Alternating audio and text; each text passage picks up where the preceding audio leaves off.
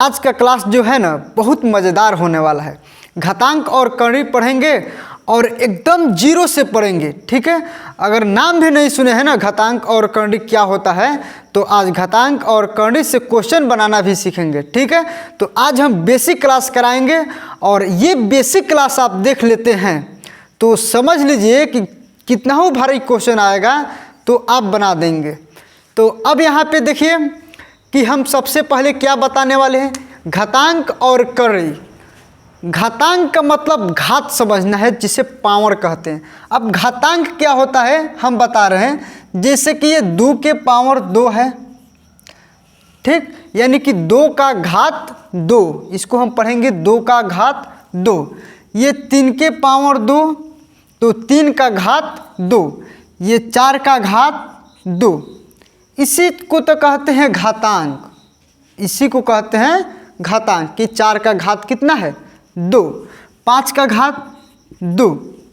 यहाँ पे 2 की जगह पे 3 भी हो सकता है, 4 भी हो सकता है, 5 भी हो सकता है, ठीक है। जैसे कि हम यहाँ पे 5 के घात 4 लिख देते हैं, कोई दिक्कत नहीं है। 4 के घात 3 लिख देते हैं, कोई दिक्कत नहीं है। अब यहाँ पे देखिए जैसे कि 2 का घात 2, इसका मतलब होता है कि 2 को 2 बार गुणा करना है। 2 को 2 बार यानी कि 2 गुणे 2 कर देना है, तो 2 दूना कितना हो जाएगा 4। इसको हम 2 का स्क्वायर भी पढ़ेंगे, इसको हम 3 का स्क्वायर पढ़ेंगे, ठीक है। तो इसको हम 3 को स्क्वायर को 3 गुणे 3 लिख सकते हैं, यानी कि 9। अब यहाँ पे थोड़ा सा ध्यान देना है कि अगर 4 के घात 3 हो, ठीक है, यानी कि 4 के पावर 3 हो, तो इसको हम घन भी पढ़ते हैं कि 4 का ही घन। 4 का क्यूब क्या होगा, तो 4 को हम 3 बार ऐसे गुणा कर लेंगे। ये 4 चौका 16, 16 चौका 64 हो गया। जैसे कि दे देगा कि 5 का क्यूब यानी कि 5 का घन, तो हम 5 को 3 बार गुणा कर लेंगे ऐसे। 50 25, 25 25 125, 125 ये हो गया। अब ऐसे गुणा नहीं करेंगे कि 5 5 5 दूना 10, 5 3 15, नहीं, ये 50 25 और 25 25 125 ऐसे गुणा करेंगे। अब यहाँ पे देखिए सबसे पहले तो आपको 1 से 50 तक स्क्वायर याद होना चाहिए और 1 से 20 तक कम से कम क्यूब याद होना चाहिए, ठीक है। अगर ये याद रहता है तो कैलकुलेशन करने में और आसानी हो जाएगी, कोई भी क्वेश्चन को सॉल्व करने में थोड़ा सा आसानी हो जाएगी, ठीक है। तो अब यहाँ पे देखिए स्क्वायर का मतलब तो समझ गए कि यह स्क्वायर रहेगा तो 2 बार हम गुणा करेंगे। अब यहाँ पे देखिए अगर 4 के पावर 5 हो तो इसका मतलब होता है कि 4 को हम 5 बार ऐसे करके गुणा करेंगे। आ रहा है समझ में? यही है घातांक, 4 के पावर 5, इसी को कहते हैं घात या घातांक, ठीक है। अब थोड़ा सा हम बात करें करणी क्या होता है। करणी क्या होता है तो अब थोड़ा सा यहाँ पे ध्यान दीजिए आप कि जैसे कि ये रूट हम दे देते हैं 4, ठीक, ये रूट 4, इसको हम रूट अंडर भी कहेंगे, इसको स्क्वायर रूट पढ़ा जाता है। स्क्वायर रूट क्यों पढ़ा जाता है? क्योंकि इसके अंदर 2 छुपा होता है और इसी को तो हम कहते हैं करणी। ये जो है ना ये करणी है, ठीक है। ये करणी के अंदर 2 छुपा रहता है, अगर कुछ नहीं रहेगा तो वहाँ पे समझिएगा कि 2 छुपा है, ठीक है। जैसे कि स्क्वायर रूट 16, स्क्वायर रूट यानी कि इसके अंदर 2 छुपा है, ठीक है। कुछ नहीं रहेगा तो क्या रहेगा 2 छुपा है। अगर हम यहाँ पे 15 लिख दिए तो इसके अंदर 2 छुपा है, तो हम इसको स्क्वायर रूट पढ़ते हैं, रूट अंडर भी पढ़ते हैं और रूट भी पढ़ते हैं। अब देखिए एक होता है क्यूब रूट। क्यूब रूट का मतलब इसके अंदर यानी कि ये करणी के अंदर 3 रहता है, तो 3 छुपा रहता है नहीं, 3 यहाँ पे लिखा रहता है। जैसे कि क्यूब रूट 3 यानी कि ऐसे हो जाएगा क्यूब रूट 27, ठीक है। अब यहाँ पे थोड़ा सा ध्यान दीजिए, ये क्यूब रूट 20 भी दे सकता है, ये क्यूब रूट 45 भी दे सकता है। क्यूब रूट का मतलब अभी हम बताएंगे, स्क्वायर रूट का मतलब भी अभी हम बताएंगे। अब यहाँ पे थोड़ा सा ध्यान देना है कि अगर ये स्क्वायर रूट 4 है, ठीक है, यानी कि रूट अंडर 4 है, तो इसका मतलब क्या होता है, थोड़ा सा यहाँ पे ध्यान दीजिएगा कि अगर ये 4 है, इसके अंदर 2 छुपा रहता है, तो इसका मतलब कि आप 4 का गुणनखंड कीजिए, यानी कि हम इसको ऐसे भी लिख सकते हैं। पहले थोड़ा सा ध्यान दीजिए, 2 का स्क्वायर लिख सकते हैं, 4 को 2 का स्क्वायर। अब देखिए ये स्क्वायर से रूट खत्म हो जाता है, ये स्क्वायर से रूट खत्म, तो बचा सिर्फ 2। एक और एग्जांपल देखिए यहाँ पे कि जैसे कि यहाँ पे 16 है, इसके अंदर कुछ नहीं है तो 2 छुपा हुआ है, तो ये जो 16 है ना, तो हम इसको ऐसे लिख सकते हैं 4 का स्क्वायर, बिल्कुल लिख सकते हैं। तो यहाँ पे देखिए ये स्क्वायर से रूट खत्म, यानी कि सिर्फ बचा 4। आप चाहे तो इसको ऐसे भी बना सकते हैं, ये रूट 16 है ना, तो हम इसको 4 गुणे 4 भी लिख सकते हैं। अगर रूट में 4 गुणे 4 रहता है, 2 गो रहता है, तो 1 गो बाहर निकलता है। क्यों 2 गो रहेगा तो 1 गो, क्योंकि इसके अंदर 2 छुपा रहता है। अगर यहाँ पे 3 रहता ना, तो इसमें से 3 गो में से 1 गो बाहर निकलता है, अभी हम बताएंगे, ठीक है। जैसे कि यहाँ पे 2 है, तो 2 गो में से 1 गो बाहर निकलेगा, यानी कि 4 गो है ना, 4 2 गो है, तो 1 गो बाहर निकला, यानी कि 4 ही मेरा आंसर हो जाएगा, ठीक है। तो इसको तोड़ने पे होगा। अब यहाँ पे देखिए जैसे कि 9, इसके अंदर 2 है, तो 9 को हम इस प्रकार तोड़ सकते हैं ना, 3 इंटू 3 तोड़ सकते हैं, क्योंकि ये 3 2 गो है, तो 1 गो बाहर निकल जाएगा, यानी कि सिर्फ 3 ही आंसर हो जाएगा, ठीक है। ये स्क्वायर रूट वाला है। अब हम समझाते हैं थोड़ा सा क्यूब रूट। देखिए क्यूब रूट का मतलब जैसे कि 3 और ये 27 है, तो हम क्या करेंगे कि इसको 27 को तोड़ेंगे, यानी कि इस प्रकार हम लिख सकते हैं 3 3 का 9 3 27, 3 3 का 9 और 9 3 27।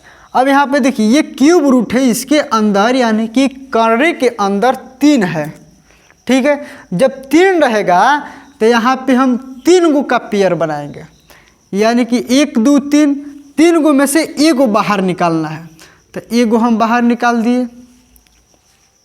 आ रहा है समझ में। जैसे कि ये 125 है, तो इसको यहाँ पे क्यूब रूट 125, तो 125 को हम तोड़ेंगे तो 5 इंटू 5 इंटू 5 आ जाएगा। ये 3 गो है, 3 गो में से 1 गो बाहर, सिर्फ 5। अब यहाँ पे आप सोचते होंगे कि अगर 3 गो नहीं लगेगा तब, तो नहीं लगेगा तो उतना ही आंसर होगा, ठीक है।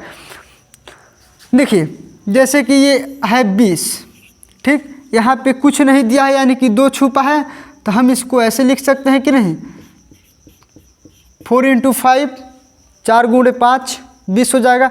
अब देखिए ये 4 का वर्गमूल निकल जाएगा, यानी कि 4 2 गुणे 2 4 हो जाएगा, तो 2 गुणे 2 में से 1 गो 2 निकलेगा, तो 1 गो 2 बाहर हो गया, और रूट 5 ऐसे भी हो जाएगा। और नहीं तो आप ऐसे भी लिख सकते हैं, ये देखिए ये 4 को हम 2 का स्क्वायर इंटू 5, स्क्वायर से ये रूट खत्म। अब देखिए स्क्वायर से ये रूट खत्म, तो ये हो गया सिर्फ 2, और रूट में ही 5 रहेगा, हो गया 2 रूट 5, ठीक है। तो अभी जितना भी हम बात बताए हैं, अगर ये आपको नहीं मालूम है, ठीक है, अगर ये आपको नहीं मालूम है, तो फिर घातांक और कर्णी से क्वेश्चन बना नहीं सकते हैं, ठीक है, मुश्किल होगा बनाने में। तो अब यहाँ पे देखिए इससे भी थोड़ा सा आगे बताते हैं। देखिए हम चाहें तो इसको ये √3 इंटू √5, ठीक है, ये √3 इंटू √5 को हम ऐसे लिख सकते हैं, ये सही है। √3 इंटू 5 को हम ऐसे लिख सकते हैं, ये सही है। और √3 इंटू √3 प्लस √5 को हम √3 प्लस 5 हम नहीं लिख सकते हैं, क्योंकि ये गलत है। हम √3 प्लस √5 को √3 प्लस 5 नहीं लिख सकते हैं, ये गलत हो जाएगा। ये देखिए ये माइनस में भी नहीं लिख सकते हैं, √3 माइनस √5, तो √3 माइनस 5 ये भी हम नहीं लिखेंगे, ये गलत हो जाएगा, ठीक है। अगर हम भाग का बात करें कि √3 भागे √5, तो हम इसको एक ही रूट में 3/5 लिख सकते हैं, ये सही है। और गुणा में भी लिख सकते हैं और भाग में भी लिख सकते हैं, लेकिन प्लस और माइनस में हम नहीं लिख सकते हैं। अगर लिखते हैं तो समझ लीजिए कि गलत कर रहे हैं, ठीक है। तो गुणा में और भाग में हम लोग लिख सकते हैं इस प्रकार, अगर क्वेश्चन आ जाएगा तो।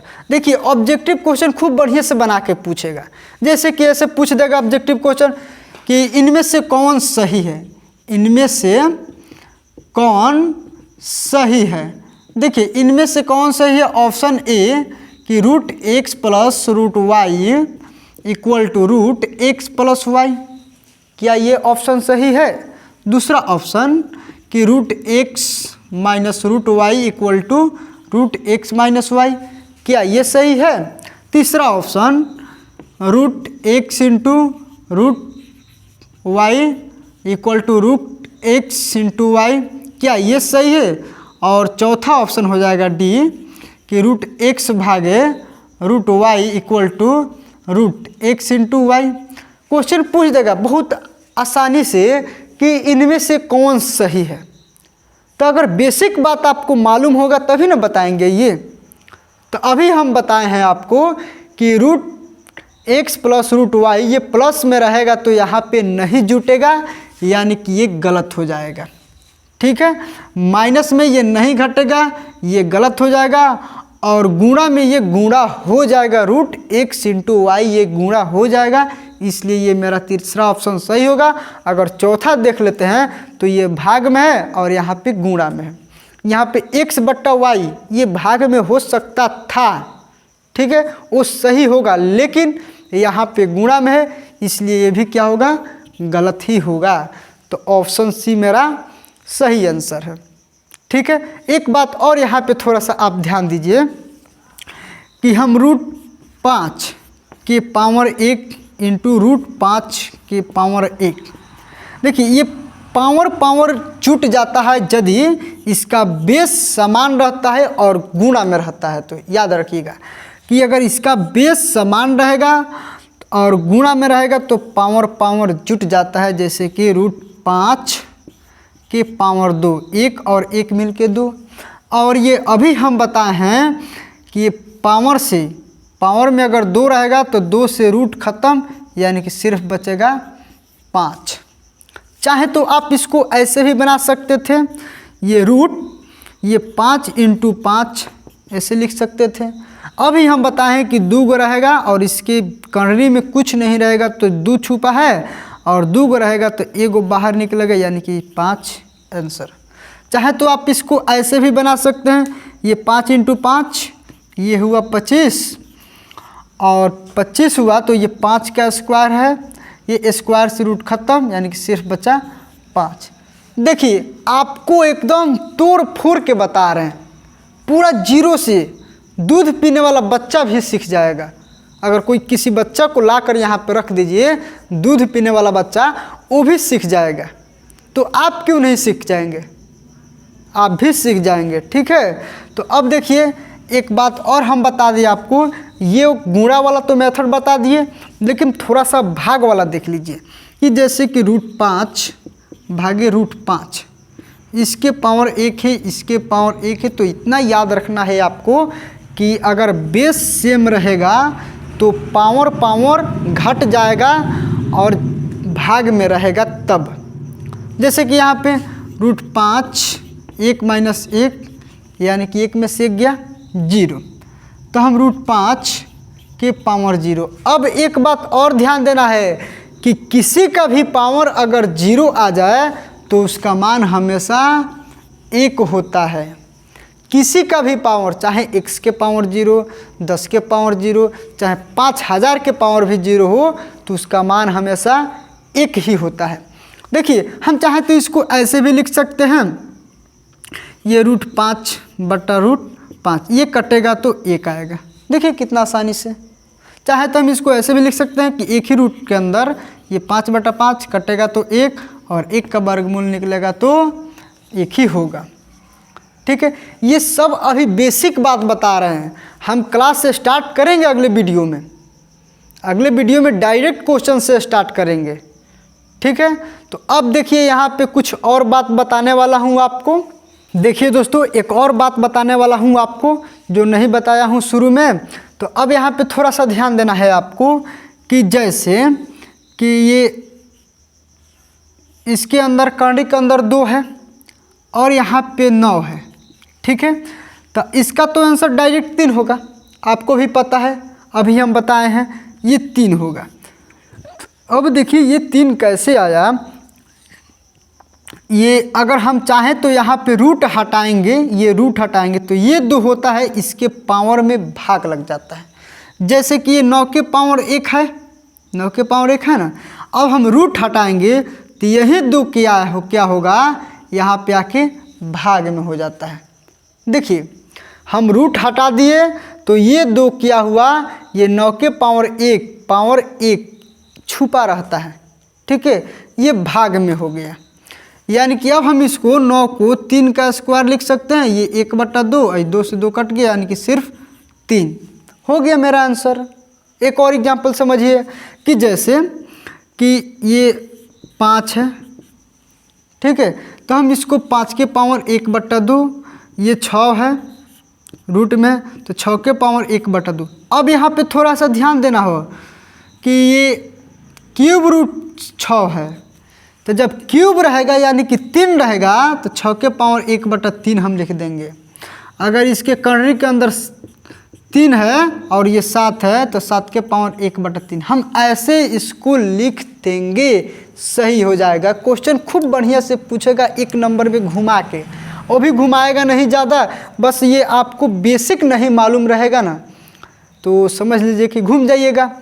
देखिए जैसे कि क्वेश्चन पूछ देगा कि रूट x इक्वल टू वाट, और ऑप्शन में देगा x के पावर 1/3, x के पावर 1/2, x के पावर 1/4 और नॉन ऑफ दीज। तो अभी हम बताए हैं कि रूट हटाएंगे तो ये पावर में 1/2, जबकि यहाँ पे कुछ नहीं रहेगा तब 1/2, अगर 3 रहेगा तो 1/3, अगर 4 रहेगा यहाँ पे तो 1/4, क्योंकि यहाँ पे ऑलरेडी 2 छुपा हुआ है तो इसलिए 1/2, यानी कि ये वाला ऑप्शन सही हो जाएगा, ठीक है। थोड़ा सा हम इस क्वेश्चन को देख लेते हैं, ये एकदम नॉर्मल क्वेश्चन है, इजी क्वेश्चन। देखिए ये रूट 10 प्लस 3, ये रूट 4 का वर्गमूल क्या होगा, 4 का वर्गमूल 2 होता है। तो थोड़ा सा ध्यान देना है कि ये 3 दूना 6 और 6 10 16, ये 16। अभी हम बताए हैं कि हम 16 को 4 का स्क्वायर और इस स्क्वायर से रूट ख़त्म, यानी कि सिर्फ बच्चा 4। चाहे तो आप 16 का वर्गमूल निकाल लीजिए, 4 ही होगा आंसर। अब यहाँ पे थोड़ा सा आपको ध्यान देना होगा, हमको इतना लिखने की ज़रूरत नहीं है अगर इस टाइप का क्वेश्चन आता है तो, ठीक है। ये रूट 4 का वर्गमूल होता है 2 में 3 से गुणा करेंगे 6 और 10 जोड़ेंगे तो 16, और 16 का वर्गमूल 4 आंसर। अब यहाँ पे देखिए इसको भी हम ऐसे कर सकते हैं, ये 8 प्लस ये कितना हुआ 2 हुआ इसका वर्गमूल, और 2 तिहाई 6 8 6 14, ये 14 का वर्गमूल नहीं निकलेगा, इसलिए 14 ही मेरा आंसर हो जाएगा, ठीक है। तो अब मिलते हैं अगले वीडियो में, और अगले वीडियो में हम क्वेश्चन से डायरेक्ट भेंट करेंगे जो पार्ट 2 होगा, ठीक है। उसमें हम क्वेश्चन बताएंगे कि क्वेश्चन एग्जाम में कैसे पूछता है। अगर कोई भी प्रतियोगी परीक्षा का तैयारी आप लोग कर रहे हैं तो आप चैनल को सब्सक्राइब कर दीजिएगा, क्योंकि एकदम लेटेस्ट पैटर्न वाला वीडियो हम लेके आते हैं।